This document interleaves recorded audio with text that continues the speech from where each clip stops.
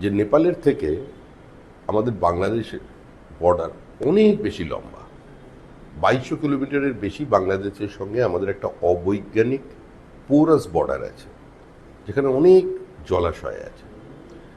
মুখ্যমন্ত্রী যদি একটু সেদিকে নজর দেন, কারণ যেভাবে এখানে এই সীমান্তবর্তী জেলার জনসন্তুলন সম্পূর্ণ বদলে গিয়েছে এবং ইসলামিক ফ্যাসিজম কিছু মানুষ যেভাবে নিয়ে এসেছে এখানে, যার কারণে রবীন্দ্রনাথ ঠাকুরের ছবিতে আগুন লাগানো হলো, তো এটা তো গোটা পশ্চিমবঙ্গের মানুষের কাছে একটা বার্তা চলে গেল, গোটা দেশের কাছে বার্তা চলে গেল যে এই মুহূর্তে পশ্চিমবঙ্গ কোথায় দাঁড়িয়ে আছে।